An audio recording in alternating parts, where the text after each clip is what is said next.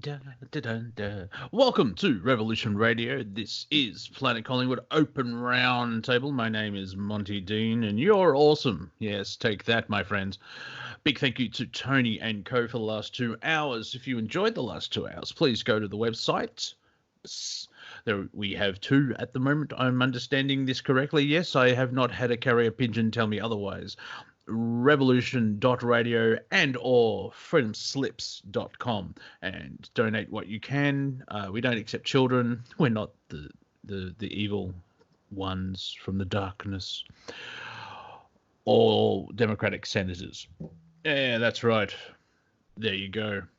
Yes, I know I'm up. Hopefully you can hear me. Please tell me you can hear me, because I'm just talking to myself. Well, that's fun. Woo. Now, of course, I've got to wait 30 seconds because there's a delay. There we go. Well, May Street 139, not an actual address. Said hello, so I say hello back. Once you're at the website, please donate what you can. A couple of shekels here. I think 4,000 people gave $10 each. We'll be able to cover a year's worth of funding for Revolution Radio, which I believe is in its 9th year.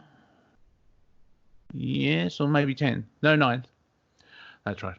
9th year. And it's the longest running crowd-funded on the internet project. I'm mixing up words now. And thank you, Omega Legolas, who's fire watching, which is very Australian at this point in time to make sure fires aren't doing naughty things. We do have fires in Australia. Anyway, I'm all over the place, as you do. Donate if you can to the station. We are totally listener supported. Everyone is a volunteer here, and we do it because we love it. We learn, we laugh, we love. Can't think of another L word. We linger. Excuse me. There should be a burp button. I have a cough button, not a burp button. Figured that one out. Once you're at the website, donate what you can, and then pop into the chat room, hang out with lovely people. That's who I was talking to just then, obviously. We have Grog, June, Bear, Avi, Omega, Legolas, Logus, I think that's how you say it. But I just like, of course, yay, and Skype's just whited out, so I have to restart. I'll be back in a moment. Hang on.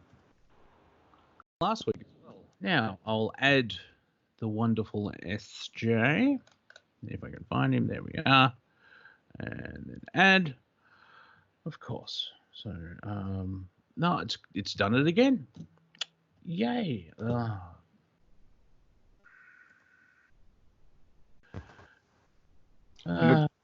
To you, sir.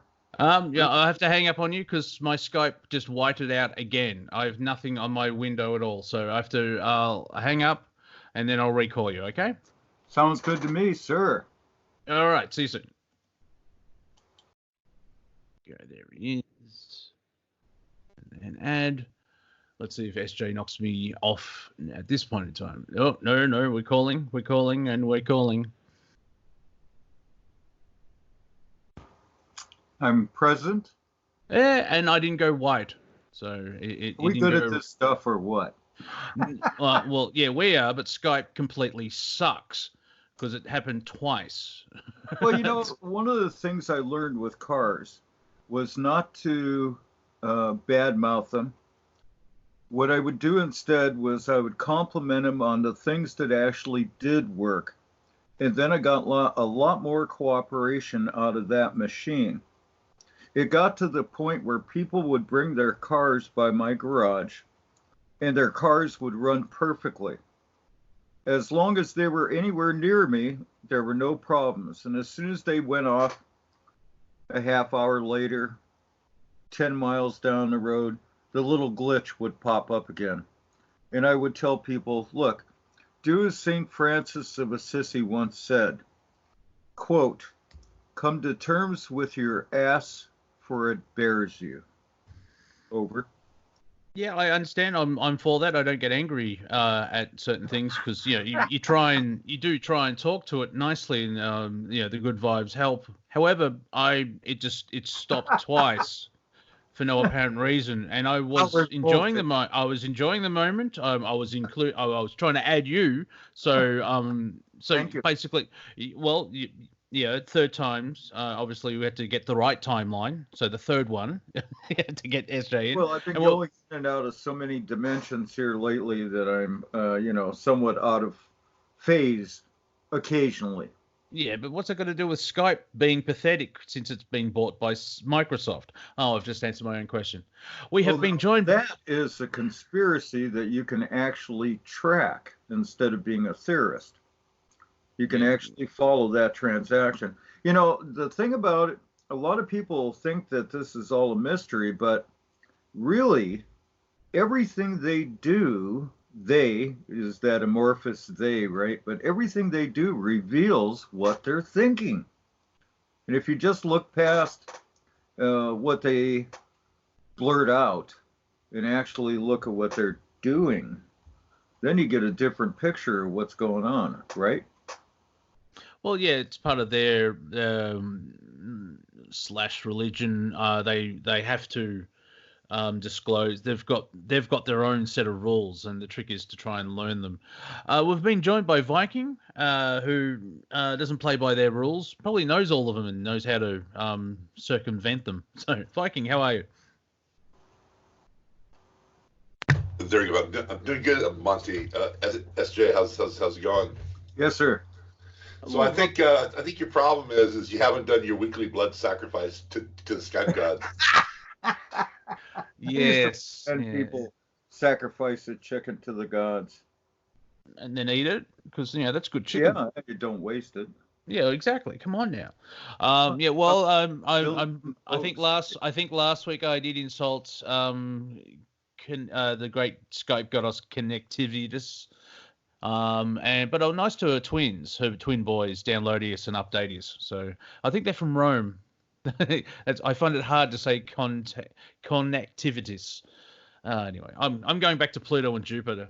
I Well, can I'll tell you, understand. we do have a new sign showing up, and I can't wait for the age of, come on, the age of, Aquarius. you got it.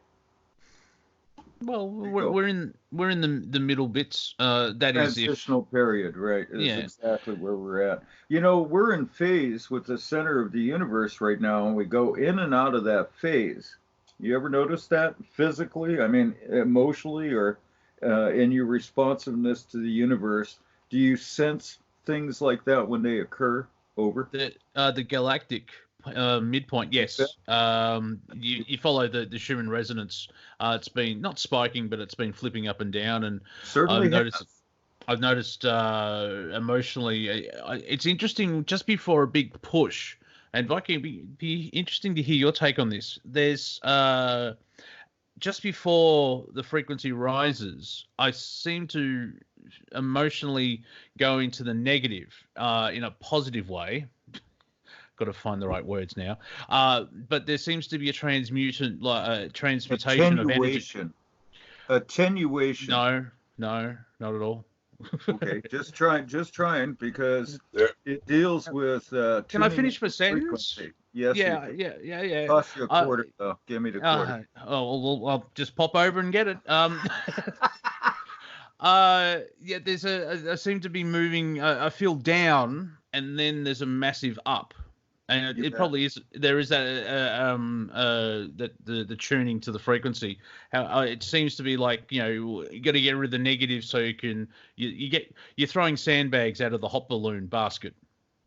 Well, Over. the chat so itself reflected exactly that same uh, uh, frequency shift shortly after December 1st. Yeah, tremendous amount of energy right at New Year's, and then it faded off. Everybody caught up on their sleep for 3 days, I think, is what happened, because we were really focusing on that change over to 2020, right? And all the things that are happening. Over. No, Viking. So my take on it, and actually, it's been spiking almost every day. It's been you'll get about 12 hours, 14 hours of its normal 9 to 15 hertz, and then all of a sudden it just slams past the chart. I mean, it just white lines, white lines. It's been happening almost every day. It's ridiculous. So this is my take on it. It's a binary function. As long as you're operating still in the left side of the brain, the right side of the brain as a separate operating system, you're going to feel a compression. So imagine a ping pong ball, and you drop it on the table, and you catch it with one paddle. You start to lower that paddle. That ball goes back and forth faster and faster and faster as compression, which creates a high frequency. It's a higher resonant frequency. So your right side of your brain is getting all of this.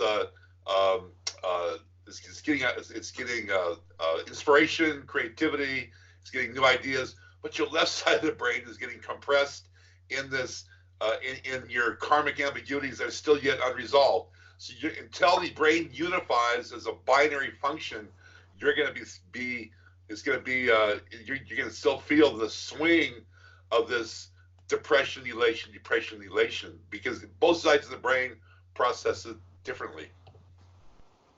Oh, yeah. It's interesting at the same time. I haven't really told many people about it because I wanted to work it out, but I was in a car accident 2 weeks ago. Everyone's fine except for the car. There was and a bit of shaken, and it was interesting doing like a bit of meditation or understanding, going inside into the heart and trying to.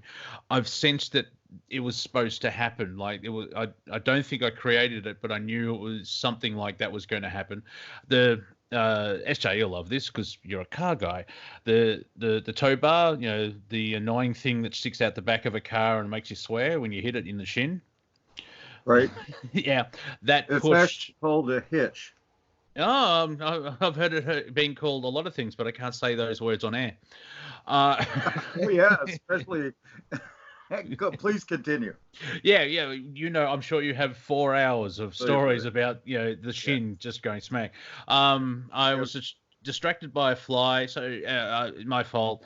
We're only doing about 50 kilometers. I'm not sure what that is in miles, but I was able to brake a little bit beforehand, and but sort of love tapped the back of the car, and the tow bar actually pushed the radiator up against the engine, and it cracked the radiator. So that's why this happened about a 2-hour drive from where I live. So what a treat. Oh, yes. So it's been fun, and I've gone to the mechanic, and we've discussed a price, and it's going to get fixed, and I'm paying my dad back slowly. So interesting enough. Good boy. In the moment of, you will earn positive mechanical karma by doing that. That's what I thought. That's sort of what I sense is like there's something there, and it was an element. My friend Melissa, who I think you've both met. I know Viking definitely met Melissa, but I think SJ, you've had a chat with her once or twice. That I'm holding back in an element on my career from my soul path. And so there was a reason for it to happen. And I find it interesting because I'm starting up my own business doing podcasting and YouTubing, and I have to outlay all this money. It's like, well, how is this helping? However, I've seen how I've saved up nearly a third of what I have to pay, and I've balanced everything out, and it's part of the adventure. And I've also learned that I can't be distracted while driving a vehicle. Man, I can tell you some classic situations where I did exactly that. Oh, yeah. The first one was I'll tell you a good one. I was driving a Thunderbird, right? And 1963 Thunderbird, vintage, right? And I was curious about this is just when they started putting the locks, the steering locks in ignitions. Oh, yeah. And I was curious about it. So I'm driving down the street, and I'm doing about 20, right? So I turn off the ignition and lock the steering wheel. But in my panic, to unlock it, I was putting pressure on the steering wheel against the lock, which of course absolutely froze it. And subsequently, I drove into a curb and dented my right front wheel. Steel wheel, right? Ow. Oh yeah, I smacked it good. 20. Here's the thing. 3 miles an hour in a vehicle that weighs approximately a ton or more, 2,000 pounds, right? 3 mile per hour collision is a tremendous amount of energy if it's a brick wall, right? Yeah. Moving obstacle meets a, resisting force. Yeah. Yeah, it doesn't take much more than that to squash a human being. We're basically water bags, eh? Yeah, and it's fascinating where we can pop so easily, Oh yeah. or we can get hit in the head by a tree trunk and be fine. Now, I'm not recommending we go out and do that, but it's like there's moments where like I've heard of stories, people have been so drunk that they've fallen out of a moving train and nothing's happened to them. Yep. And I think there's an element of they're not in their body. Their consciousness is somewhere else at the same time, and they're not aware of like, oh, I've hurt myself. It's more of they wake up the next day and it's like, why am I stiff? It's like you fell out of a train. Did I? It's and on the flip side of that, on the positive side, there's stories of like when there's been a car accident and a mother's child stuck in the car, and the mother's ripped off a door just from brute strength because they've decided, I want to save my child. Yeah, or literally lifted a 1.5-ton car off of their kid. Yeah, More than one example of it available if you want to check it out. Yeah, and that's phenomenal belief. Strength, yeah. Right? And that's actually belief of how powerful we are in this placebo universe. So it's I find it fascinating. I recently listened to Beyond the Veil with Chris Geo and his lovely wife, who I can't remember right now. I do apologize, but they had George Cavalos. He's from Adelaide. He's from Australia, and he's got a Greek name, and I keep butchering it, so I'm going to call him Georgie K. Yep. I'll hopefully get him on my podcast when it's up and running. And his point of view resonates with me, and he goes beyond the galactic realm. Where the universe and everything else like that, and it is kind of fascinating from my point of view, where I haven't chosen a side, even with light and dark. If you go further up, from my perspective, light and dark's just a character in a play on a stage. Now, I wouldn't recommend going around hurting people because there's responsibility. If you do bad things happen to you. And now, because we're at the end of something. I'm not sure. I find it all fascinating. So instead of like, I guess my spiritual ego's being deflated in a good way, where it's things can still happen, and I've actually decided or recognized I'm supposed to be here now in this body for this experience, because I know there's a lot of people who want to leave because the Earth the Earth is supposed to be beautiful and it's a wonderful being, everything else like that. But you've got the virus playing around in the college, and it's made it a version of crap hell. And a lot of people want to go home because they basically volunteered and came in and like, I'll help save the planet. Oh my God, jeez. Well, I seem to be. Enough is. Yes, it's never easy. You know what I mean? I've done cleanup crew 100 times. Yeah, and so from my perspective, it's I seem to be one of the first in, last out, and so there's with all the changes and everything else like that, I'm not disconnected completely. I'm still here to sort of to observe like the energy shifts and make sure just by watching, make sure they happen. But it's a great joke from Dogma, the film, where Alan Rickman says that you'll meet two angels. They're watchers. guess what they do. I know I repeat that all the time. That's how much I love the joke. So I'm here to watch. I still I have to do something. You can't just float by and do nothing. Go ahead, sir. There's also the movie Being There.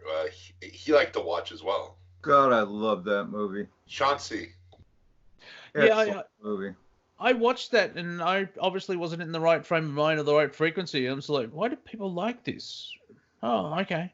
But it's fascinating to see because I am a Peter Sellers fan, and seeing him play like that, where that is a tough movie for most people because you can't be moving fast when you're looking at that movie. You got to be sort of kicked back and just sort of Peter Sellers, I know this is going to be good, and you got to wait, and then it starts getting good. Wouldn't you say? Well, I felt the same way with the British Monty Python, the Holy Grail. Roger. It took me a while to get into that. I was trying to see what's funny about this, but then it's just dry humor. In the same way with Being There, it's dry. You have to really, it's sophisticated humor, is what it is. It really is something you have to be ready to watch and be prepared. Because I wasn't prepared for the Holy Grail at all. I thought when I went in, I didn't know who Monty Python was, and I was expecting a real Arthurian movie. I'm serious. I was expecting a real Arthurian movie. What the crap is this, man? It's like, I totally understand because by the time I saw Holy Grail, I saw Life of Brian first, and I laughed for 2 hours really loudly. And I think my mum used to do an early shift driving trams, and I think she understood I was watching Monty Python, so she ignored the loudness. And then that's how I got the name Monty, is because I wouldn't shut up. I'm also on radio, so see how everything falls into place. The full Monty also, shows up at that time.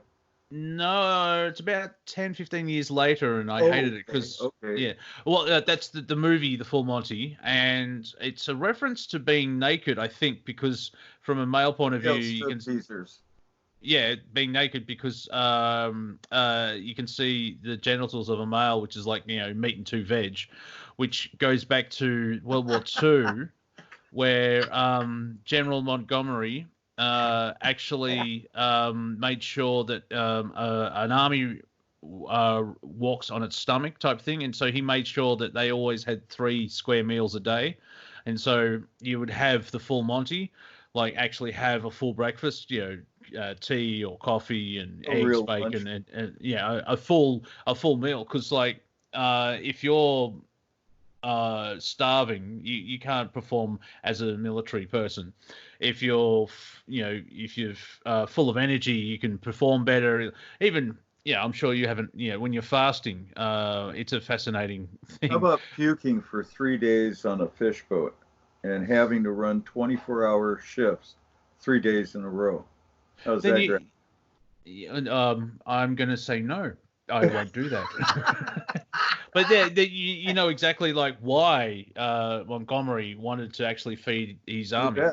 You bet. And also that's how Stalingrad fell when the Russians lost, because Hitler just basically, I think by then he was insane, and from syphilis or whatever, and he said no, the German infantry will fight on to the last man. Meanwhile, they're freezing to death and surrounded by Russians who live there.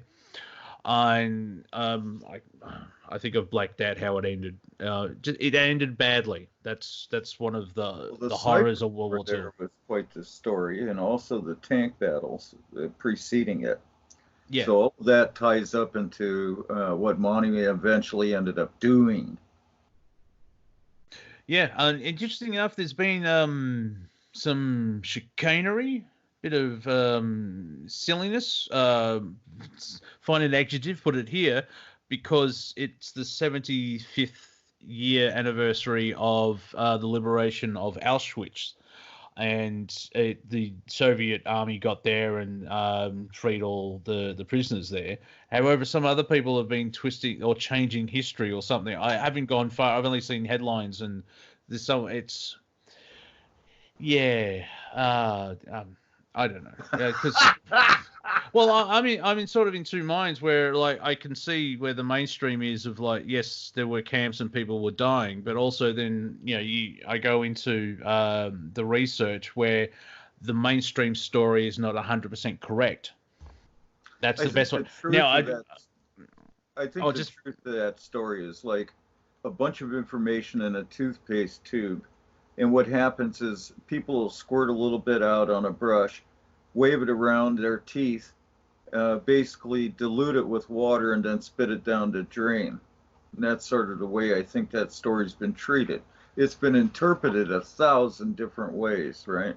Auschwitz. Yeah, I'm formulating like in the back of the mind. I don't know if I'll do it. Could be on stand up, YouTube, or podcast, because I have to word it correctly. Because I think by now someone that's dangerous turf there, bud. Yeah, that's what I mean. But even if you bring up a question to the official narrative about it, you even say the word.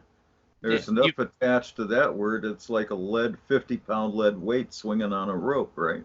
Yeah, you become a denier. You instantly go, you deny that the Holocaust didn't happen. It's like, well, yeah, it did, but it's the way it's being used, and like one take of it is that the camps were to remove the Jewish population as well as others. That's the other thing. There wasn't just the Jews. It was 20 million Russians got killed during World War II as well.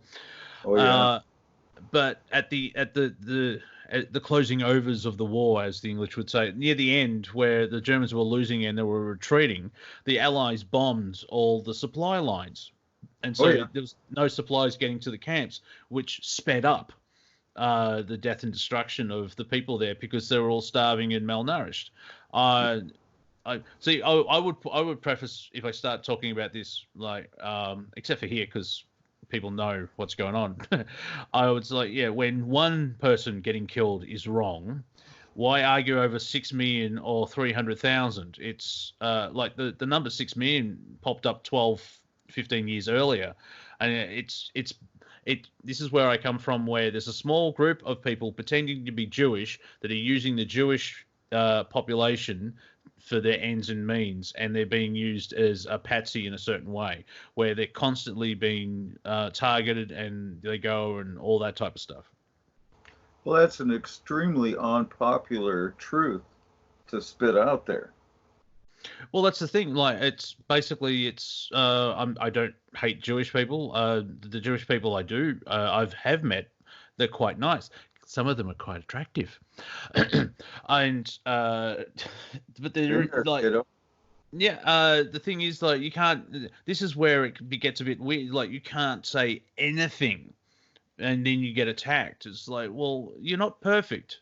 I'm having if I sidestep into entertainment, I'm having this kind of issue with Doctor Who because there's been changes, and I don't like where they're going. There's not much I like about it at all, and it's bad storytelling. That's the crux of it. However, because I've said that, everyone thinks that I hate women. And I'll tell you, one of the best discussions I ever had was with a Jewish. What do we call people that dispense pills? A chemist in Britain, a pharmacist here. And this pharmacist was Jewish, and he would argue he would argument the arguments on both sides, right, and describe who had altered what to make it seem that way, and who had disturbed or modified the truth. And he was brilliant. I kept that memory in mind whenever people would open up a discussion about it. Over. Well, that's what I found. There are people that they know that it's there's been chicanery, a bit scumbaggery here and there, and watching the movie Defamation, where the people in power, like through the education system, they're telling everyone in the world hates you. and they put them into survival mode. And so they go out and think when they go to Eastern Europe and they do where they see the history of the Jewish religion being persecuted, because that's what happened. But however, they think that everyone around them's a terrorist and they want to kill them. It's like, what type of mindset are you breeding? Also, now, if you want to go a bit sort of hang on, you can't say that territory. I don't agree. Oh, thank you, but yeah, go. Yeah, Feel yeah. free. I don't agree. I don't agree with what's happening in Palestine. I don't agree with the Oh, man. terrorism in Palestine. Yeah. My question is, at the end of the day, if when you talk about, well, the Palestinians are doing this, and this, and they hate Jewish people, blah blah blah blah blah, and my question is, because why are they doing it? Because like once again, the Israeli government are not perfect. There's got to be a reason. They could be overreacting, yes, but it's, well, as Israel slowly expands and takes all this land, and they've been having, what is it, every 7 years they have a military incursion somewhere? Yeah, more or less, yeah. That's one of the periodicity things that we concentrate on. I'll tell you, remember when that young girl from Seattle got bulldozed when she was trying to protect that house that they were bulldozing? Do you remember that? I think I should remember that, but no, I don't. Well, it's a classic here in the Pacific Northwest because a lot of people knew her in Seattle. Really good little girl, young, very much interested in truth, and willing to stand up and fight for the rights of the people that she felt were being persecuted. And she died when this bulldozer driver, Jewish, in a Jewish bulldozer, ran her over not once, but twice. Oh, lovely. Oh, yeah, that's what really got to us the most, I think. So, the what's going on there, first of all, people interpret it in terms of who are they? Are they real Jews? And then they go, no, most of these are European Jews that came, blah, blah, blah. And it goes on. The discussion gets more frazzled. But the real point of this is that those people have reasons for doing the awful things they're doing. And when you understand why, it helps a little bit, but it really doesn't. It offends my sense of justice when some of the things that people do there, number one, are inflicted on other people, but number two, are against the desires of the majority of Jewish people in Israel. When they're interviewed and discussed, they don't like a lot of the things that the Mossad, the other power groups in Israel pull off. Over. Yes, like in the army, apparently they get 2 for 1. They try and shoot a pregnant Palestinian in the belly so they can take out the baby as well as the mother. And there's horror stories. We'll stop there.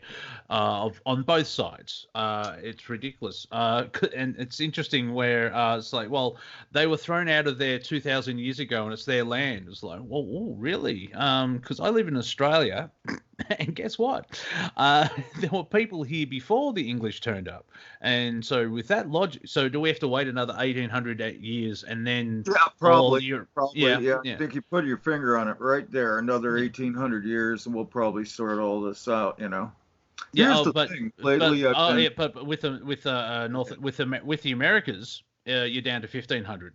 So just pointing out... Well, we need to turn, excuse me, we need to turn the enormous energy we put into war and destruction into salvation and creation. And that's going to be a very interesting tweak on how we normally do business. And it's going to take for an evolution in our way of thinking. And I don't think we have a lot of time to do this. And I'm hoping that the current generations that are coming forward will finally gain that tremendous tool that knowing about the past gives you. And it's got to be passed down. Most kids nowadays won't read a book, but they can name character after character in dramas, in radio, TV, every form of mass communication. they can really bring those out to communicate a feeling or a attitude or an ethic, whereas they couldn't do it in language. Even here in chat, I can notice it, right? A lot of the times when the newer generations want to tell you something, they put a YouTube up or a movie short or something similar to that, right? Yeah. A hashtag. You bet. Yeah. You got it exactly. Well, actually, Viking, I think we're all old enough. We know it's the pound symbol. And if you want to laugh even more, the whole Me Too movement, which started out as a good thing of like, stop sexually assaulting people. However, it was hashtag Me Too. The older generation was like, it came across as pound Me Too, which I think that went against what they were trying. Pound Me Too. I'm like, I'm sorry. Hang on, you're pointing out that men. Anyway. Yeah. It's, yeah. Well, remember back in the United States, we had a period of time where a talk show host had a bunch of ditto heads. Now, I don't know if you're familiar with that, but anybody I know that is here and old enough remembers the ditto head conversations and comments from those particular shows. Over. Not me. You know what a ditto is, right? The two little things that like ditto, it's like repeat. Quotation mark. Yeah. Ditto. Yep. So it was used in conversation frequently by the ditto heads. Anytime the host would come up with something they liked, everybody'd hit a ditto, and you'd have da da da da da da da da down the chat room, right? It was a chat room thing. Ah, okay. Yep. Yeah. The thing about the internet was really interesting when it started working with two-way call-in radio. And that's basically what I think is the really significant aspect of Revolution Radio, is that it started out that way.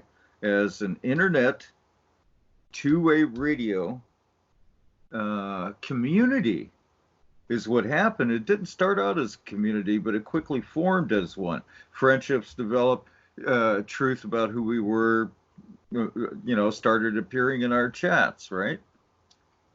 In a way, our persistent desire for truth was what united us. Over. Kind of like an aspirated core. You bet. Absolutely, sir. And I find it interesting, maybe it's after the solstice, but Oh yeah. Viking, you maybe, because you've got that connection to the higher ups. I'm sort of that child, like, no, I can do it by myself. Stay away. Is that a certain level of missions have stopped where I don't have to wake up people anymore. I can make people laugh that haven't woken up, or they get woken up somewhere else, and then I'm like in a nightclub emceeing and doing some stand up before I bring out the a dancer or a singer type thing. It's interesting. There has been that shift where certain missions have been completed and like, yeah, we're fine. We don't have to be the biggest person on YouTube and have a massive following and try and wake people up. It's time for self-reflection and move forward, and for me anyway, be entertaining. Well, it always comes in waves. That's the one thing you got to be aware of. It peaks and then it goes. It's like a roller coaster, actually. And the trick is, as always, is to catch it where you want to catch it. I got it. Right on. So it's not your responsibility to change anybody. If you're out there as an evangelist, then you're more or less trying to prove a point. You're trying to prove a point. You're not even in the same ballpark. You're somewhere off in your own left brain programming, right? You can't sit there and try to change anybody or save anybody, because they'll pull you into their pit of despair quicker than you can pull them out. And also by even trying, you're stapling yourself into the 3D. Even going there staples you into the 3D. Oh yeah. Because your energetic is lowered. So what, as far as being on task or completing your mission, you are on task. And going on radio here, the way we're on radio, is our passion. It's our passion to reach out to people. Whether they listen or not, it's not our concern. But at least we're putting it out there. We're sharing that which we understand to be reflective of who we are. That is your truest course of action. You do that. You can do that gardening, meditating, surfing, chalking on a chalkboard, tinkering in a shop. This is your course of action. Just being your passion, and the people around you will start to wake up just by understanding your sovereignty. And the third wave, it may take an event horizon. It might take the collapse of the economic structure of the world, or it could be waking up in the skies full of spaceships, or it could be an event. It's going to take an event horizon for this third wave. But as far as what we're doing, just by being who we are affecting the conscious grid of humanity, and people around us. They may be adversary at first, but then down the road they're going to turn around and say, hey, maybe you're onto something there. And that's basically being true to who you are, is completing your mission, being true to who you are. Yeah, you bet. Like we were discussing it earlier on the chat. The kids get politically aware, then they want to change the top.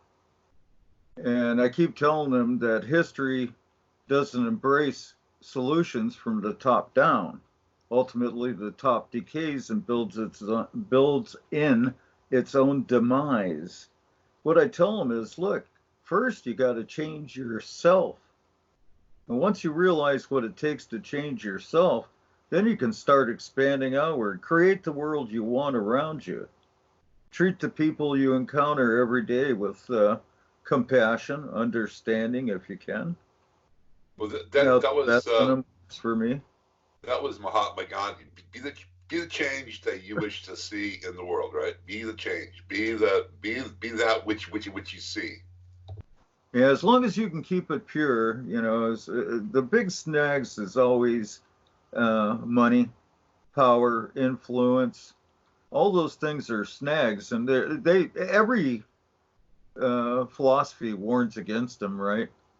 The art of war, for God's sake, very, very bluntly discusses the problems that you encounter when you surrender your goal for the side effects. The gold, the power, all of those have their own built-in snares, right?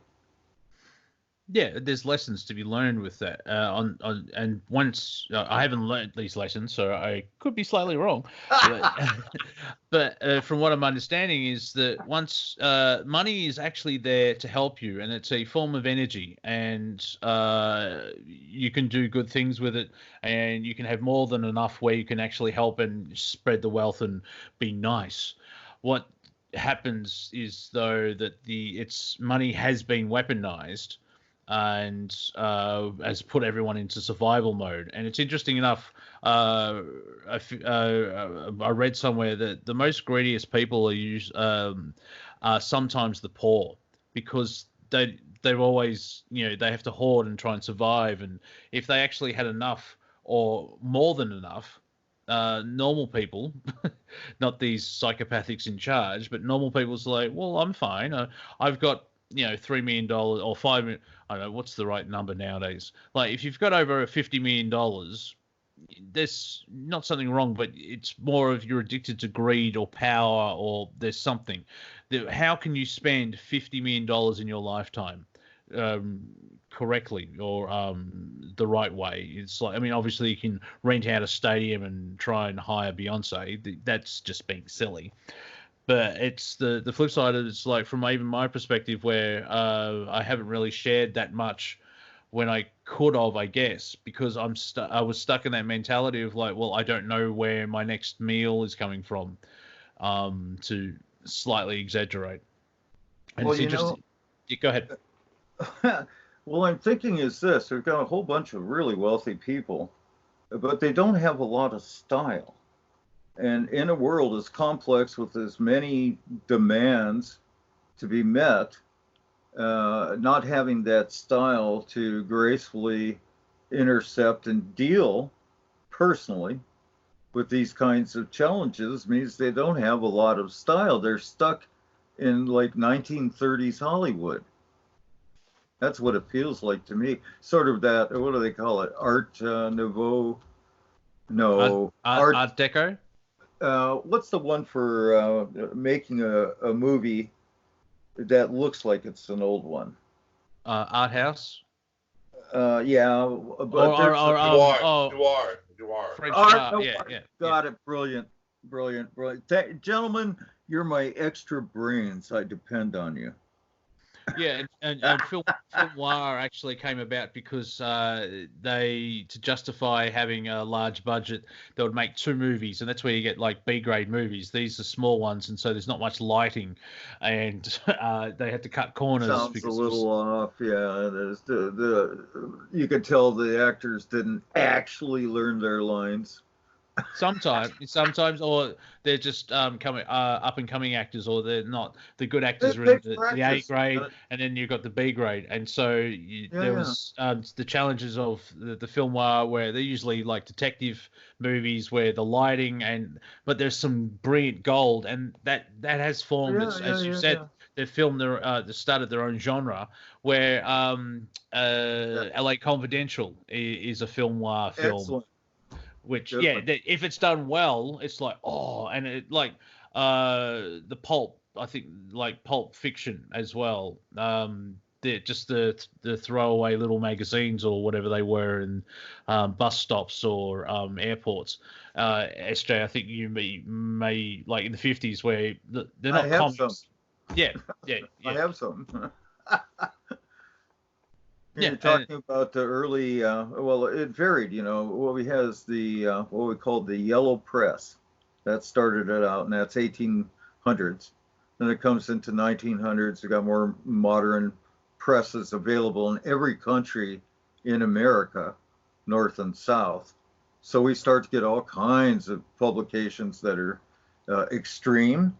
That, I'll tell you what happened is that morphed into the underground comics that I was involved with in the 60s in Los Angeles, because my very, very good friend and fellow collector of magazines and comic books was an underground artist. And I treasured the work that he did for me. We were doing all kinds of really interesting things with graphics. I was, at that point, I was just learning how to really pinstripe really fine, small detail with my pinstriping brush. So this is when I'm like 17, 18. And I'll tell you, that whole underground art that was available internationally, with Los Angeles as a major hub to actually be able to access it. And my friend Mike, God bless him, he's long gone, died quite young. He was able to access it and collect it. So I had access to all of that when I moved to California from Ohio. Okay. You know, lives in town here where I live is Stanley Mouse. Roger. Stanley Mouse. He did Ratfink. He was the original Ratfink artist. He did all the covers for Grateful Dead and Journey. You bet. As well as just a plethora of Fillmore posters. I'll tell you, those early Fillmore posters are knock your eye out, beautiful, gorgeous, especially ones where they transshipped Mooka Job's beautiful women into those early posters. You've seen those, right? Oh, absolutely. And the stylized writing is what really was. Oh, yeah. I did. I can't tell you how many signs I did using 60s, script, right? And there were so many of them. Led Zeppelin. We were discussing Led Zepp earlier. How about their album covers? Man, what a mind blower, eh? There's bands now that still do that. I'm aware of three. I'm sure there's more than three. Metallica, Tool, and Primus. They do unique one-off posters for one-off gigs. So if they say they played Melbourne, they would have a Melbourne poster just for that gig, which is what Yep, you're yep. talking about. And I guess that's because Show gigs. Tool's actually Los Angeles, but they're kind of arty because they're linked with Alex. Probably. I've forgotten his name. Alex Gray. Oh, yeah. Yeah, and but Metallica and Primus are both San Francisco, so that's Fillmore, and so they're probably just following on I was with living next to the tradition. Fillmore for several years in San Francisco, right? You do know that about me? You've done a lot. Well, I was there's that street was the Fillmore, the old Bethel Temple, and then the Christian church next door to the Bethel Temple, and that was Geary and Fillmore. And I was working in the old Bethel Temple, restoring it, and we opened it up as a concert hall. And next door to us, and next door to us was the old Fillmore. But by that time, this is 90s, or yeah, wait a second. What time is this? This is 1970s. So anyhow, by that time, the Fillmore had basically sort of shrunk to a portion of itself, occasionally rented out as a hall, but was soon taken over by the Black Muslim Temple. So I was next door to the Black Muslim Temple, and on the other side of me was Jimmy Jones's church. You know Coolidge Jones? No. The guy that took all those people to Guinea and had them drink Kool-Aid with acid. Jim Jones. Jim Jones, yeah, was right next door to me on the other side. So I had the Black Muslim Temple and Jimmy Jones Church. And one of the things that happened was because there was only that street for parking, nobody had opened up their back lots for parking yet. There were major fistfights and disagreements before I got there about parking. So one of the things I did was I went up to the Black Muslim guys who didn't talk to white people, and they had 2 guards at the door, guards, armed, at the door. And I walked up to them, and I said, hey, I'm Jim Sofra, and, I'm doing this and that over here. And I realized that everybody gets into fights about parking. So why don't you guys let me know when you're going to have a big do going, and I'll help you park cars. And they said, really? And I said, yeah, I'd be glad to do it. And if we have a do, maybe you could reciprocate. And they had to think about that for about a week and a half, but eventually, because we had these things going on almost every night, after a week of me being polite about parking and helping them get sorted out, this is the Black Muslim Temple, we worked out a way of dealing with that really tiny strip of arrival and departure and parking. And then we started loaning stuff to Jimmy Jones's church. Like, we had a fairly good concert hall. We had a 50-foot high dome ceiling in the upper mezzanine of this old church, right? An old Muslim, a Jewish church. We're coming up to break. Well, I can stop there. It was a real adventure. We should be talking over music. So you're listening to Revolution Radio, freedomslips.com, revolution.radio. This is Planet Collingwood Open Round Table. We'll be back after these small messages or big messages. Let's not judge. So go get a drink, go to the toilet, feed the cat. Just don't mix them up. Now I think we are back. I should be back. We'll find out when I look back at the recording, mainly because I'm putting this up on my YouTube channel, which goes back to what Viking was saying, that we're doing it for the fun and love, and when people can discover this, they'll have like 4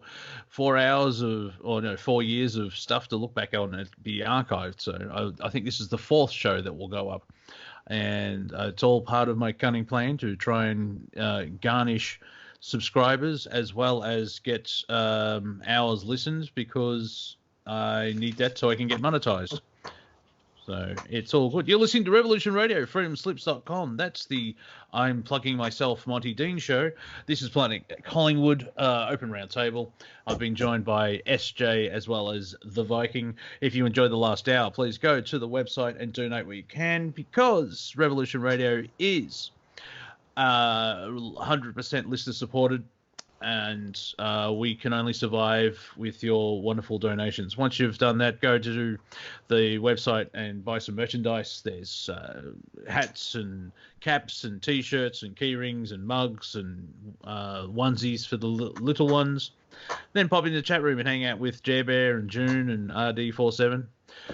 It's all going well. And I'm a humble man, SJ, mainly because you were about to give me a compliment and I told you to be quiet. Can you see what I'm trying to say to you there while you're talking over the break? Look, I'll tell you, if you don't have a sense of humor, you certainly shouldn't get into two-way radio conversations, especially roundtables, right? That is true. Also, I've noticed when you see people who are channeling higher beings, or you hear about ascended masters, or however language you want to use, they've got the higher ups in consciousness / frequency. They've got a wicked sense of humor. As you go further up, the comedy gets even better, and I like that. And it's not mean. It's not mean either. Sorry, go ahead. A refined interpretation of reality. The one thing about Revolution Radio that I really find incredibly important is through it, I realize that we all have a different reality. Our perception of reality around us is greatly influenced by everything we've ever paid attention to in our lifetimes. Our smelled, our tasted even, all of the sensory inputs. That combination is our understanding of the reality around us. And it varies quite widely over a large number of people that you get to really know well, that are making opinion and comment throughout the day that you can be part of, right? It's a little bit different from some forms of observation and analysis on my part, but I've always felt that you really had to participate in certain phenomena to be able to understand and document them, at least internally, within your own, reality matrix, as I was saying. So this is a pretty interesting crew here. Very interesting minds, right? What I find fascinating is what to back up what you're saying. English not good, me bad. Me talk good, you okay? You fine, don't worry. Man fall down, has lump on head. The key to my inner knowledge was my uncle telling me at 7 years old, when I was frustrated and couldn't do anything about it, he took me aside and said, look, don't waste your effort. Don't sweat the small stuff. The devil is in the details. Oh, yeah, God, yes. And but I've reaped great amounts of harmony remembering that through many years of incipient frustration, right? Because that's what it is, really. When you really strive for that higher state of awareness and you don't quite hit it, it's frustrating, right? And learning how to deal with frustration is one of the key tricks to having a superior point of view. Lao Tzu, The Art of War, and many thousands of others. I basically am sort of a Zen Buddhist myself. I aspire to be a bodhisattva, somebody that has seen paradise and comes back along that long road that you take to find paradise, comes back and he says, look, paradise is real. Keep on going. Keep on trucking. That's what a bodhisattva is, basically. But also they made a commitment not to leave until everybody has left. That's also bodhisattva. So they're in for the long haul. Right on, bro. Sounds like me. First in, last out. But it's interesting where we have our own perspectives, and we have that unique thing where, like, say, the three of us are having a conversation on air, on radio, and we're on different. At a bar. I'd like to finish a sentence, but anyway. No, you don't. This is a barroom conversation. I get to interrupt you gracefully every once in a while. Well, you haven't so far, and it's been an hour and 10 minutes. Hey, are we good at this stuff or what? Well, no, because I can never finish my thought. Well, it's a good thing. If you ever finish one of those thoughts, you might get in trouble. No. How would you know? I haven't finished my thought. How do you know? You don't have telepathy. Because we live in a placebo universe, we have our own perspective. And so by sharing... No, see, okay, do you want me to talk at all? I mean, I'm the host on my show, but, are you just trying to, get me frustrated as well as the audience? Because I'm sure someone would like me to get to an end of a sentence there, just putting it out there. Just because I'm sure you'll agree with what I'm about to say and probably add to it. Okay.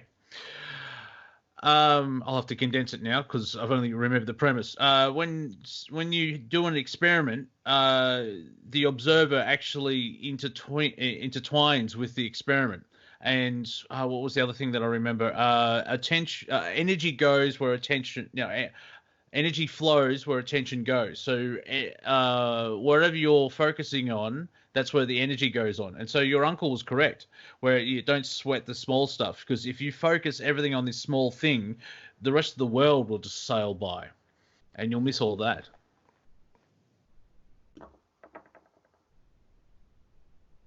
May I open my mouth again? Yeah. Oh, thank God.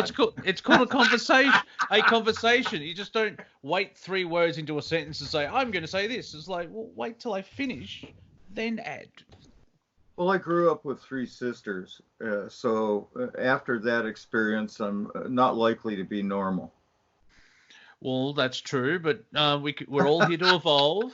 I grew up with a younger brother, and he broke my arm, so that's the end of that conversation.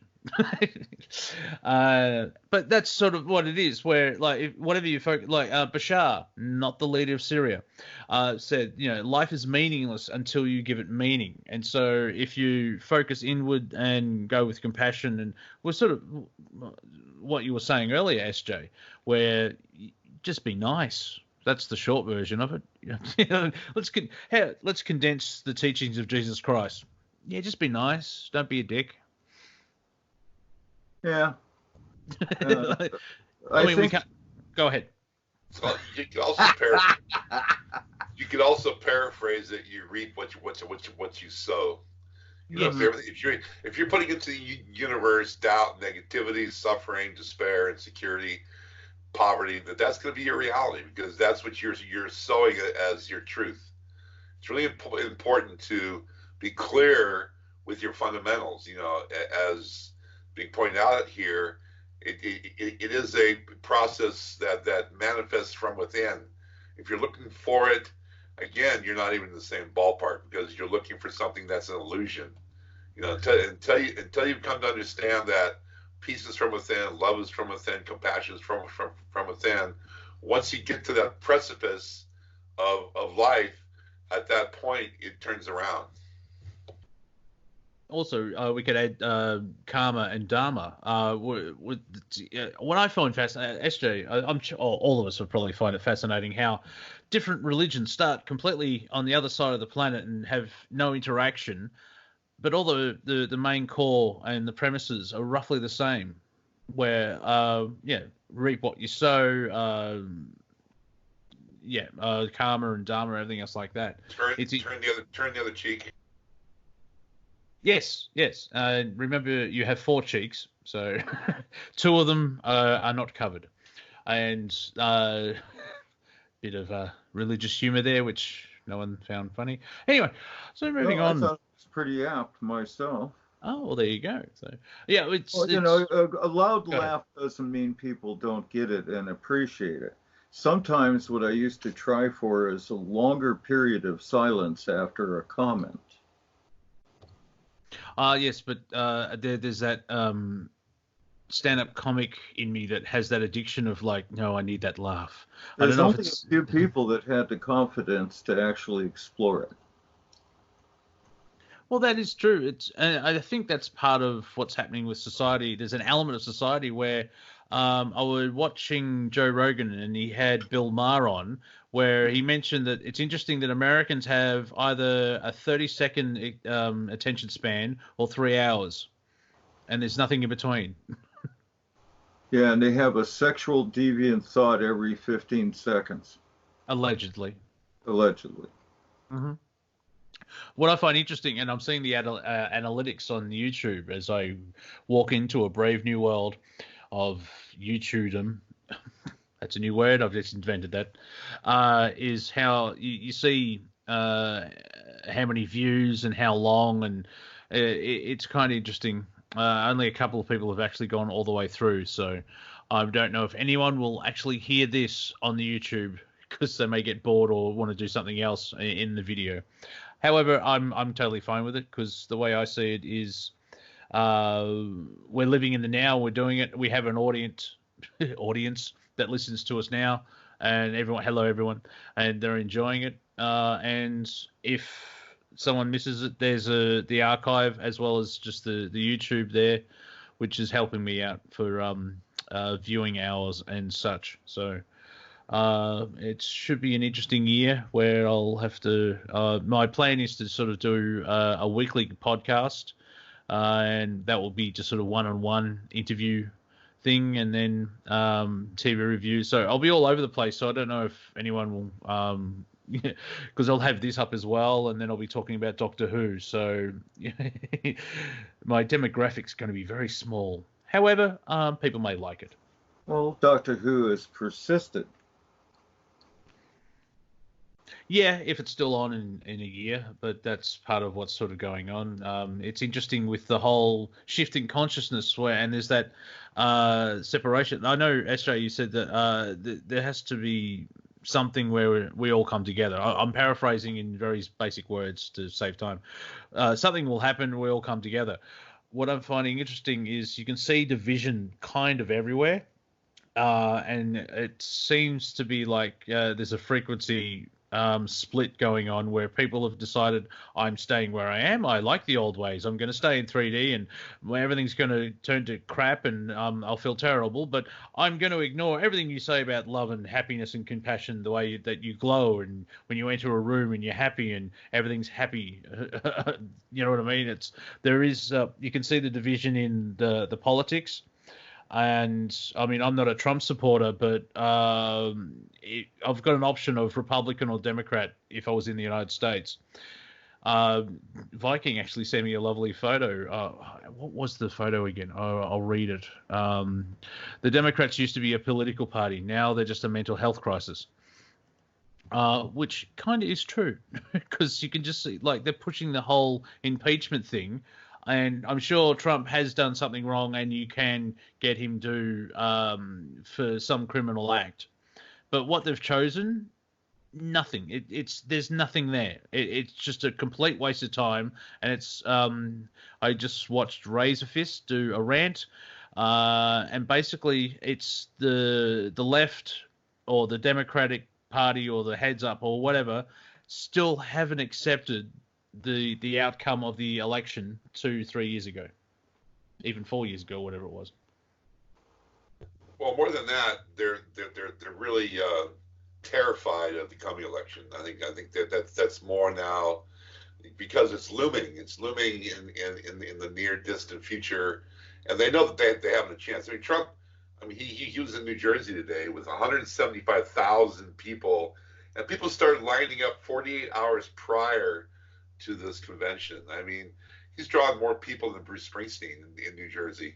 It's just ridiculous the following he has, even during this sham impeachment trial. He's actually gaining more popularity, and the whole thing is backfiring. And they know that they have to keep it up on the mainstream or the lamestream media because that's their only way that they can reach out. And they got to stop calling Trump supporters idiots because that's even causing more people to join this. I just don't understand their strategy. They have no strategy. It's embarrassing. Actually, in the last less than a week, there is video from CNN. So I'm going to take SJ's thing of pause for everyone laughing, because I'm talking at CNN. Dave Lemon or whoever his name is, and they actually he had two people on doing a little roundtable like this, but they started acting like 12-year-olds and begging out Trump supporters like they're illiterate, they're racist, they couldn't find the Ukraine on a map, and all this type of stuff, and the host is laughing and bowing over and everything else like that. It's shocking, unnerving, and it's the mentality of the left. Well, no, not the left. There's the mentality of some people who think they're the left, where they've made a choice of Donald Trump is a complete doofus and he's terrible. Anyone that voted for him is complete idiots, and yet they'll probably win. He'll win again because they're insulting half the country, and it's pushing it may be a close race, but as Viking just said, if you keep insulting voters, it's like vote for me because you're a moron. That's not going to work out well, don't you think? It's I mean, how would you like I come on here and so everyone listening is a complete scumbag and they should be put down at birth. Now, if you would like to send me money through my PayPal account, that's not really a marketing strategy, is it? By insulting your customers, or even politically by saying everyone is complete scum. Now vote for me. So I'm going to change the subject a little bit here. Yep. 60 weeks, the Yellow Vest protests, and now this last weekend, the firemen had gotten into the game, and they're actually in the face of the policemen, and they have their faces all painted like the Joker. They painted their faces like the Joker, and they're up into the policemen's faces, like they're right there at the front line, and they're there because their pension's being cut. And the 60 weeks, I mean, this is fathomable. This is like we're going back to the French Revolution. It's getting to a point. Oh, and also they've discontinued use of the concussion grenades, for the tear gas. It's not that they discontinued it; the manufacturer stopped making them in 2015, and being theorized that they actually ran out. So this is like, it's just so heroic what these guys are doing. They're just nonstop and in their actions, and they're just, I think they're relentless. I do find it interesting that your firemen and policemen are rioting with each other, against each other. I saw on Twitter, it's like no one riots like the French. And that's kind of true, because the French government should be afraid of the people, because 1774 or whenever the French Revolution was, there's a reason why the government should be afraid of it. Have you noticed how they didn't mess with the police's pension? It's just the fireman's pension. Because, can you imagine? This is like this again. Their strategy is, it's so obvious and overt that they hit the firemen, it says first responders, but of course they're not going to mess with the police's pension, because then they wouldn't have anybody to be in the front line. Interesting. I saw a photo too of an elderly woman, middle-aged woman. She's protesting while holding up a mirror, so that the policeman's looking straight at his own face. Very French. Yeah. And 60 weeks. That's been that's 13 roundabout. Yeah, that's 13 months or whatever. It's over a year ago. Nothing in the mainstream media, and it's fascinating to see. It's France. What's going on? But Macron is trying to be a dictator and is losing control. It'd be interesting to see, England, they've got Brexit. How close do you think Frexit is? Did I invent a new word? It'd be interesting. If this keeps going, the EU will collapse, because they're losing control, and they're grounding the people into the ground. Well, now they're saying that when Brexit occurs, it's going to take a year for all the negotiation and contracts for trading and immigration and all that to occur. But I think it's going to actually fall apart sooner. Frexit is a word, and also Spain, Italy, Greece, Portugal. They're all next. They're all going to be. I believe they're probably currently drafting their reform because it's absolutely not working. I mean, it's not working. You got, especially when you have these Mediterranean countries trying to do trade. The only reason why they were so successful before Brexit is because their monetary system was inflated, and so they could get their product out pretty cheap. But they've been suffering ever since this whole fiasco called Euro took its place. Yeah, and that I think it was 2000 or around about 2000. It became the European Union, and they said, "Oh, look, it's new." And then 2007, the Bilderberg Group said, "Like, yeah, the European Union, it's been going for 50 years." And it's interesting with the Team Dark, the New World Order. At some point, they have to come out behind the curtain and reveal what they've been doing. A good example of that is the Bush administration spying on the citizenry, where, oh, that's just a conspiracy theory. And then all of a sudden, it finally came out through a couple of whistleblowers. They're like, no, they've been doing that for a long time.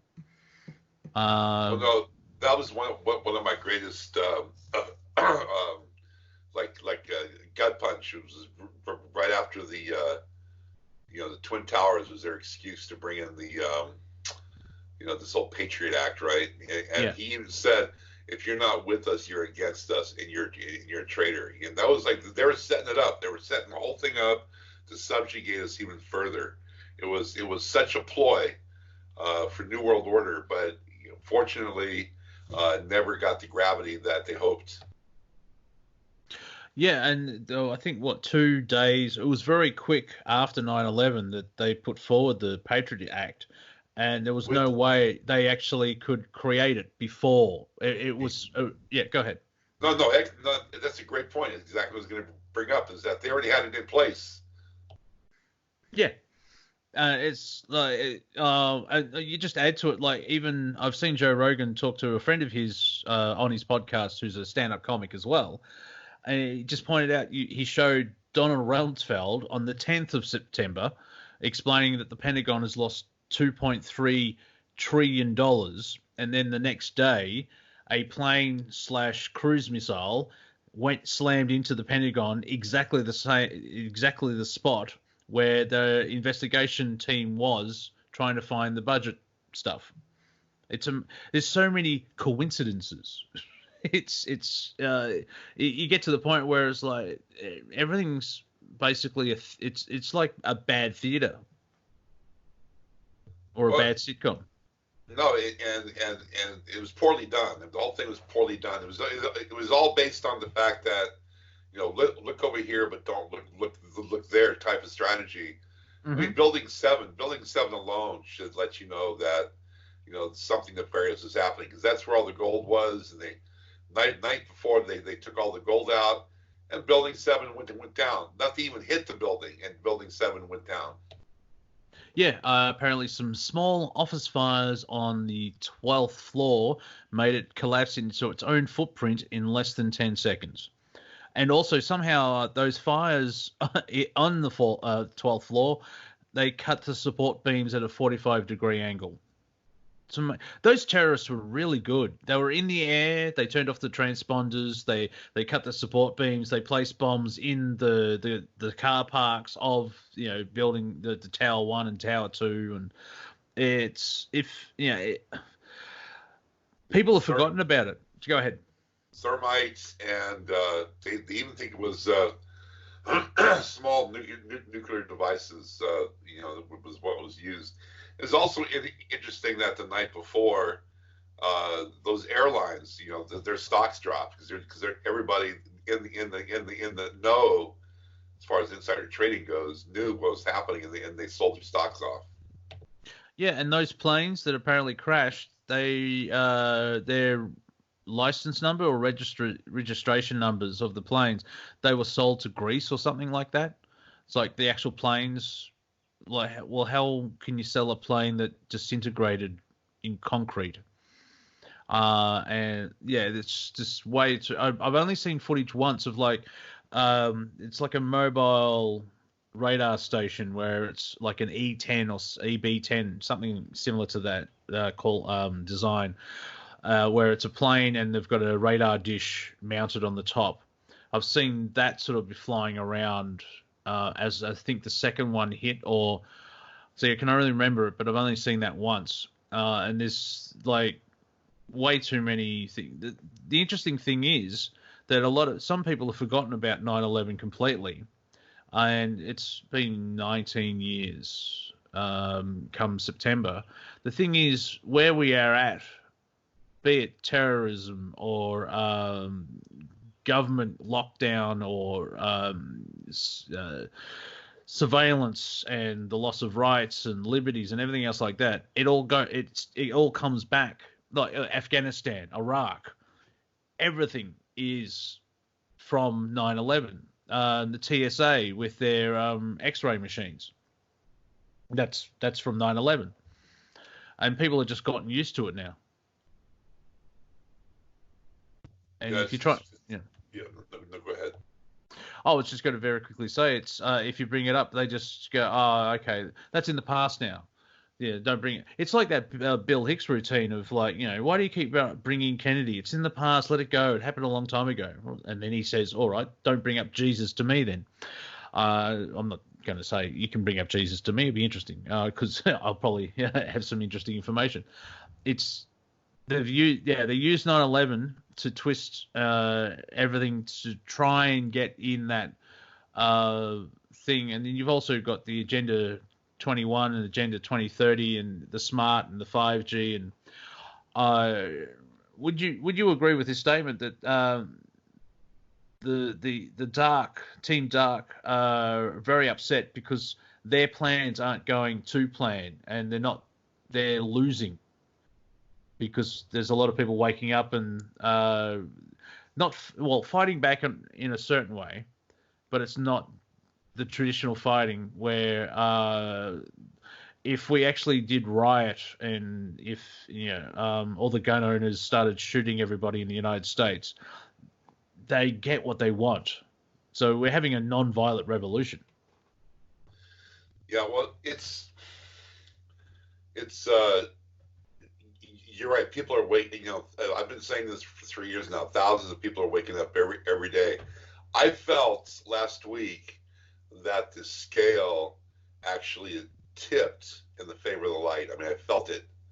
I truly believe that this is the case where the scale has finally tipped because enough people have woken up. They tried chemtrailing and fluoridated water and flu shots and GMOs and all this has been 5G. All this has been designed to keep us stapled in to this holographic reality of this 3D matrix, right? It's designed to keep us in that frequency, to keep us dumbed down, to keep the pineal gland calcified. But it worked for a while, kind of. But people are starting to realize that they're being duped, that they're subjugated in their slavery, and this whole thing is being done by, Trump constantly is reminding people he's draining the swamp. He put that adjective into our vocabulary, where there is a dark, and the dark is bad, and the dark is slavery and pedophilia and sedition and treason and just absolute, and even worse than that. They have been manipulating our reality for 10,000, 20,000 years in the same modality. It's a strategy, divide and conquer. Keep us separated and in chaos, and they can manipulate us. Well, you're right, Monty. It's not working anymore, and they know it. But what are they going to do? It's like a badger being backed into a corner. They're going to. It's just the same rhetoric as the Democratic Party is doing with President Trump. They can't let it go. You know, it's like a dog chewing bone and tasting its own blood. You know, it's just a forever that they just can't let go of the bone until it's ripped out of their mouth. Yeah, we're at the level where Tulsi Gabbard is actually suing Hillary Clinton.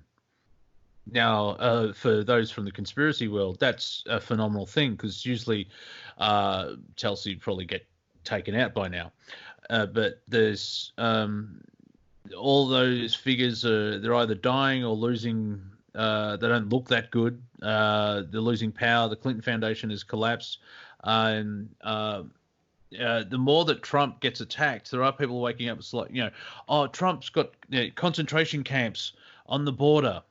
Who created them? Oh, the previous administration. Oh, Trump can actually stop them if he chose to, I think.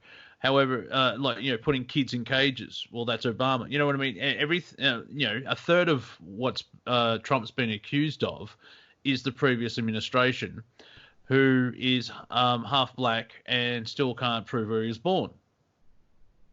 Well, I would say 100% of what's coming out of the Democrats' mouth, they are guilty of. But they're doing this ploy where they're pointing the finger and trying to justify their actions and their guilt by making somebody else responsible. You know, almost everything that they're saying that Trump is guilty of, and they go up in and they do their huddle, right, and they get behind the podium, and there's 8 of them standing there, and they're all got this shit-eating grin on their face, and they're smirking, and then they come out and start spewing, the atrocities of Trump. You might as well just put the Democrats in place of Trump, because they are literally, exposing every dirty deed that they are guilty of any time that they get in a forum and start to have a oppressor, as they call it. Yeah, they need an enemy to feel better, and I think it's the Communist Manifesto. How do you word it? You accuse your enemies of what you've done, and you flip it around. So it's like even the Green Deal. If you actually look at it, it's all about socialism. It's got nothing to do with the environment. Nor does carbon tax. Nor does our currency. Our stock market. It's all false. It's all been rigged. It's all being manipulated. Everything is there just to keep the rich richer, and the populace of this planet dumped down. But going back to your original point, they're losing their.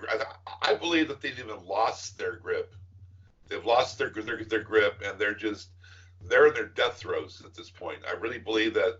I was interviewed by Ted Mayer on his radio show, and I really believe that 2020 being the year, the clear vision, the 2020 vision, that we're going to see so much disclosure, but it has to be drip fed, as we talked about in past shows, or you can't come out too fast.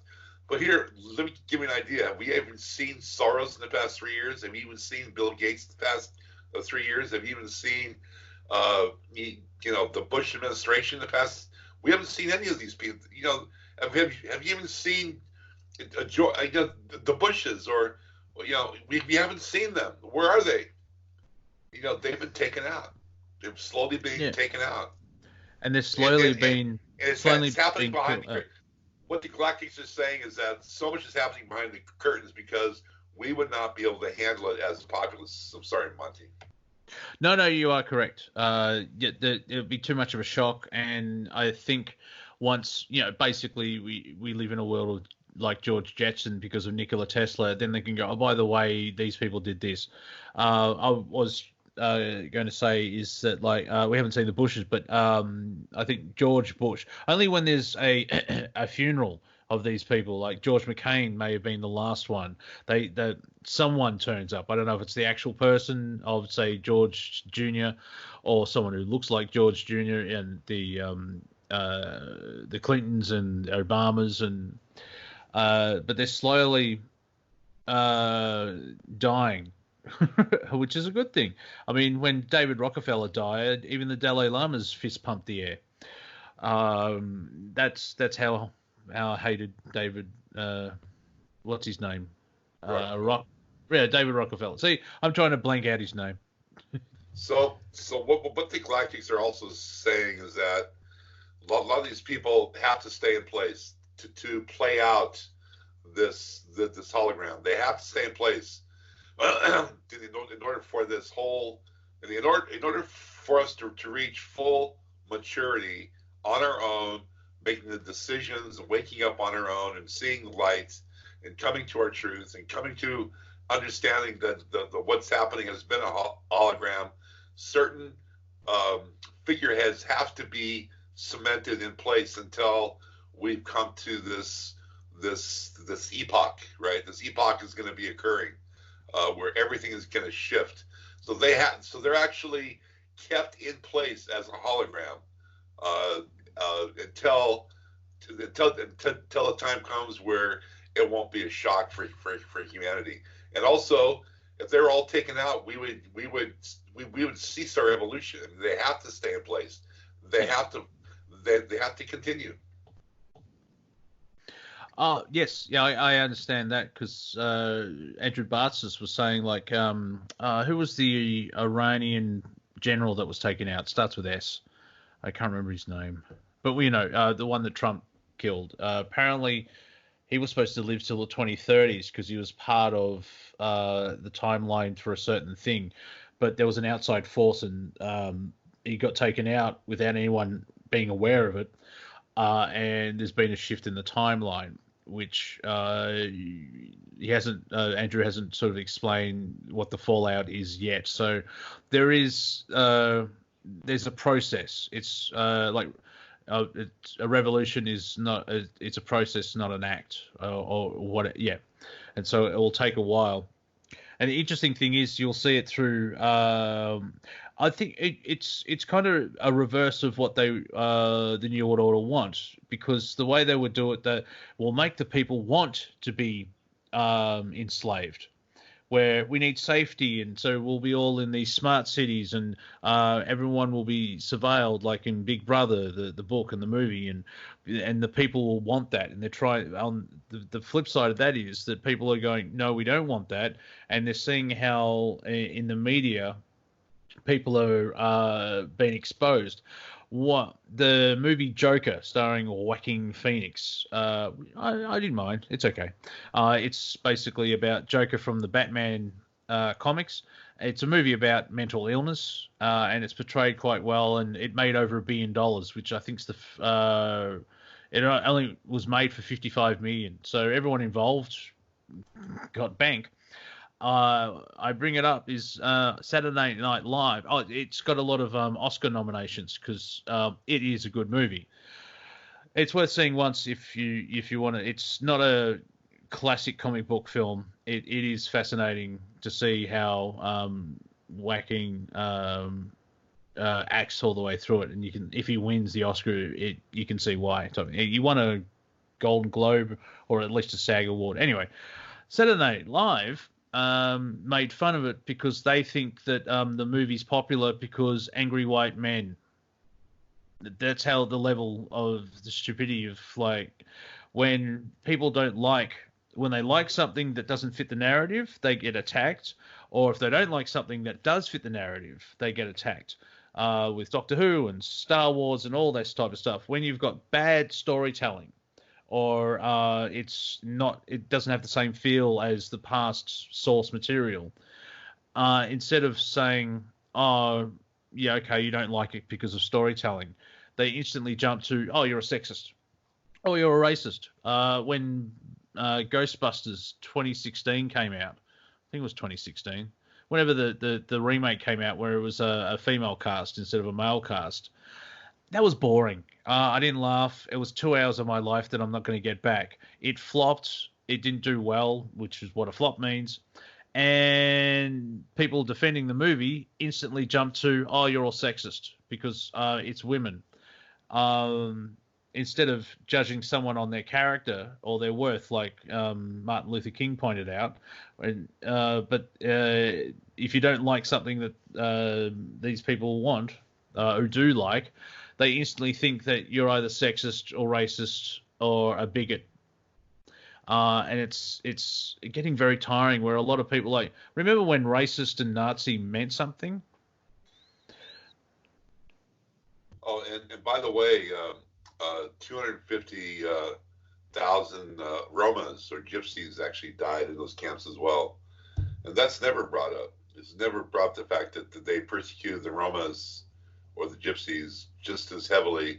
There weren't as many of them, but if you were to take the percentage of their population based on the percentage of the Jewish population, I would say it's about equal. You know, they both got, you know, just persecuted.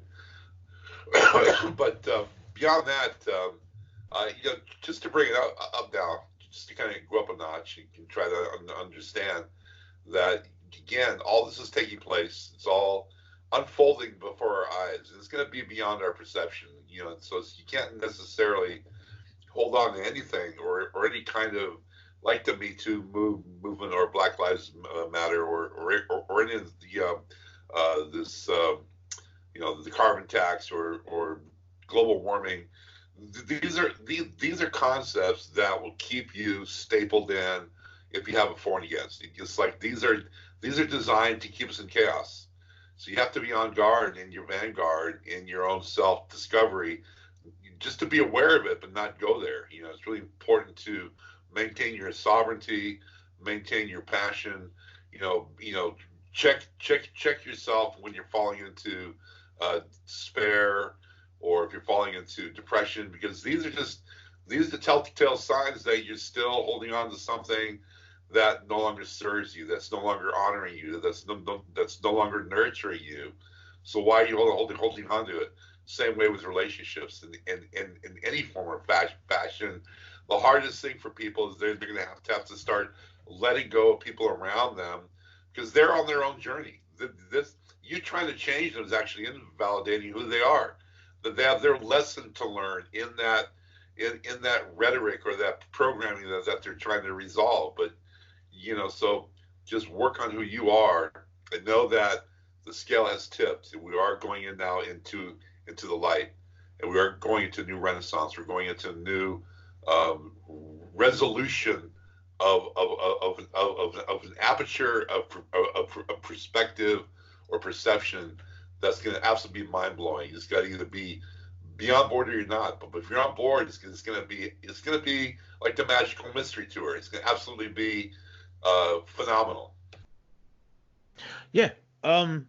Like, I'm slowly thank you for that, because that's helping me out where I can do reviews of movies and TV shows and so on and so forth, and I'll just do it from my observation, and I won't allow the emotion. I'll feel it, but I won't I won't do a 17-minute rant on how I hate Doctor Who.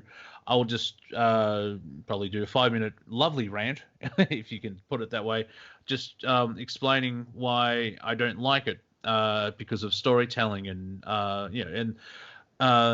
it should be that type of thing. Is like it's art, so there's no wrong or right if you like it. But there's also, on the flip side, when you're telling a story, there's a technicality, and if I'm reading the Bible, and chapter 7 is God, and then he talked to Lucifer, and then chapter 8 is Papa Smurf threw out Gargamel and out of heaven, and you can't do that change and twist, and there's a reason why there are epic stories and myths, and then there's movies that aren't, and so I'll be taking an observational point of view in a comedic way. So for me, I think that's part of my journey, is instead of, because there's good humor and bad humor, where I could easily do insulting humor about yourself and SJ. I won't, because that's wrong. But you know what I mean, where you've got humor where it's puts down, you're making fun of the person instead of saying making fun of the situation, or There's that fine line where you can use humor for good and not evil, is what I'm getting at. Well, they call it the classic comedian in the '60s was Don Rickles, where he would just tear people apart and just absolutely eviscerate them. And then you have this guy who I forget the comedian that just exposed the dark at the it was at the Grammys or something. Remember a couple of weeks back. Golden Globes, and that was Ricky Gervais. Yeah, so that was actually classic. I mean, that was very artfully done. Yes, even with Don Rickles, there was a sense where he didn't mean it. He was, he could rip people apart, tear them down, but he did it in a loving way. There's a reason that you love mostly Rickles, and most people like Rickles, unless they took the joke on board and thought he didn't mean it. So there was, I think, in the frequency where like he could do it. Yeah. I just thought of a video I can do on dissecting comedy, and see how Don Rickles did his, because if you do that from a mean place, you won't get anywhere, and you'll probably get beaten up a lot. SJ, are you still alive? Oh yeah. Okay. You are allowed to talk. Well, my brain got caught in a previous conversation that we were having on this show, where we were talking about how people that are heard tend to be eliminated. So I started thinking about one of my favorite people that I never met personally, but I was a long distance friend of. Mm-hmm. John Lennon. Oh, yep. He was taken. Sorry, go ahead. Go ahead. Sorry. That's okay. You can interrupt me anytime you want. And I was thinking about that, it's a good story. I'll tell it to you sometime. Probably a little bit too racy for mainstream radio at the moment. We'll do that in the green room. One statement I do love of his, and if it's not him, I still attribute. I'm sure I can see him saying it. In the end, it'll be all right. If it's not all right, it's not the end. And he was persecuted and taken out for whatever reason, because he was a shining light. He had this idea of love and caring and having fun. And like the CIA, the way he was tormented in at least the 70s. I haven't seen the documentary, but I do want to see it. I think it's the CIA versus John Lennon, where they spent nearly a decade, probably started in the 60s. They wanted to kick him out of the United States because he was living in New York and with Yoko Ono, and he popped over to Los Angeles for his long weekend, which was about 2 years. And you could see the outpouring when he was killed, just the outpouring of love. He was only 40. I'm actually older than John Lennon. That's scary. Well, we all are. So, yeah, but he's still talked about today, and there's still, the songs that were played on radio, and he'll never be forgotten. It'd be interesting to see when the veil drops of who will be there, or the Mandela effect of you'll have, there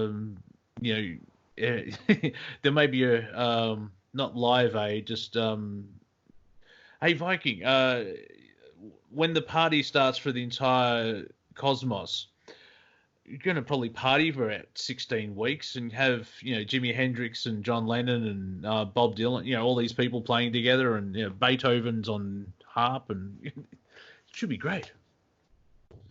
Yeah, it's going to be an epic coming home, because that's what it is. It's a coming home party, and this is such this journey we're on, this mission, this campaign that we're on has never been done, and it has been horrendous. I mean, we all can attest that we're all battle torn at this point. We're actually battle torn with PTSD And I mean, I know that I'm just like counting the days, when we'll finally hit to this epoch, or this changing of the guard.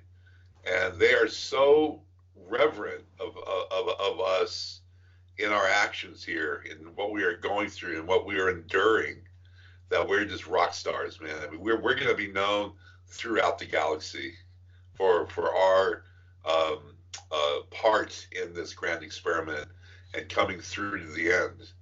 And we don't have to be, I see the end. I see the light. I see the end of the tunnel. We don't have to be on our hands and knees, dragging ourselves over shards of glass. We can start celebrating now. It is an attitude. It is a perspective. Find your passion. What gives you joy? What makes you laugh? What gets a bounce in your step. You can start this now. You can start the process now with self-reflection, and just find that which gives you bliss. It could be gardening, again, meditation, yoga, surfing, anything that gives you bliss. Puts you in that 0 point of non-time, puts you in that magical moment of manifestation by having a vision. You don't have to wait. They're emphasizing this right now. You don't have to be in your poverty and despair. And again, what we were sharing earlier, Monty, is we don't have to get into that for and against. You don't need to staple yourself into some sort of a concept in this 3D, because it's going to keep you stapled into the 3D. We have choice in life. How do you want to choose your life? It's like in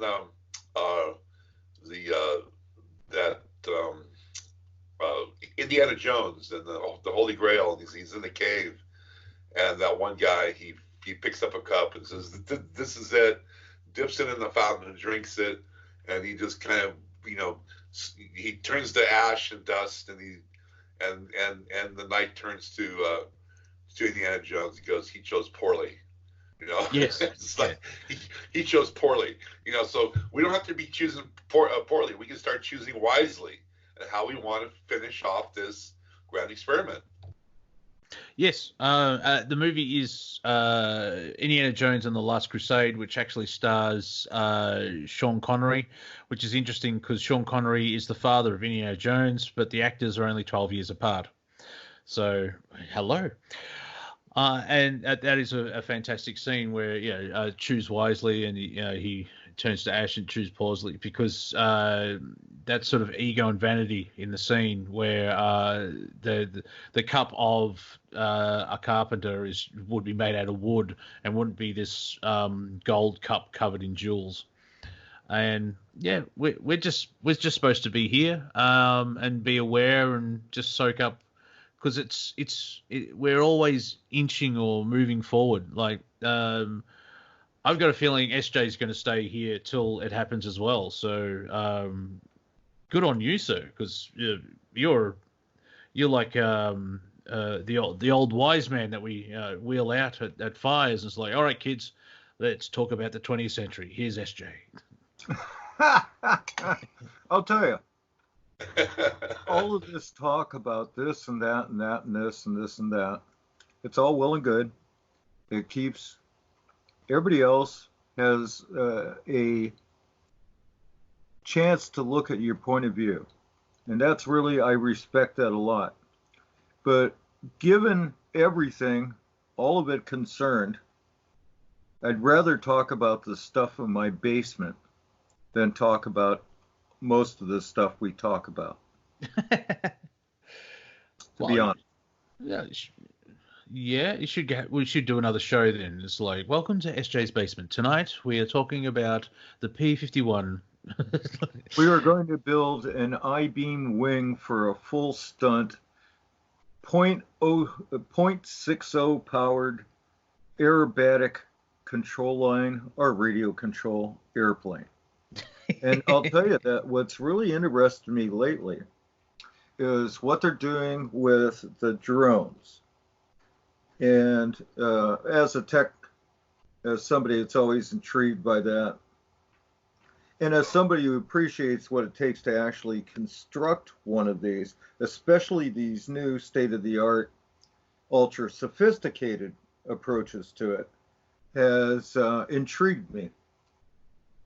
And it's not that far beyond what I can do currently, but it is far enough out there and past where I've gone that I've got a certain amount of respect for it. But the uses that they're being put to varies from acceptable to criminal at this point. And I'm sort of wondering where that's going to go in the next 20 years. Over. Yes, that makes sense. We've come to the end of the show. We've got about a minute or two. I'm just while you're talking about that, it was reminded me of Andrew Butts said that because of technology and price, you can buy a remote control car or anything now cheaply. So if you're having a midlife crisis, anyone, buy a Ferrari. It could be 6 inches long and you just need AA batteries. But you can still buy a Ferrari and drive around that, and you could still have that 8-year-old feeling where instead of buying, this used to be $200, now it could be like 30 or something like that. So we are at the end of Planet Collingwood. Big thank you to SJ as well as Viking. Everyone in the chat room, good to see Cortec. SJ, if you want to look at the chat room, Cortec put in a small video for us about squirrels. I was just reading it. Yep. I'll tell you, if you want to think about the future and scary things about the future, remember, Cheney and Rumsfeld are still alive. Yes, Darth Cheney. SJ, you just hang out at the station? You're not doing any shows at the moment, are you? No. I have such a bizarre, my health is so bizarre in terms of sleep, awake, that it wouldn't be predictable. Okay. I've always liked trying to help everybody else. A lot of times in the early days when we had the show, often a host would be on and wondering what in hell to say, and I'd jump in and give them something to think about or talk about. So that's always sort of been my own personal role in this network. Well, it kind of works.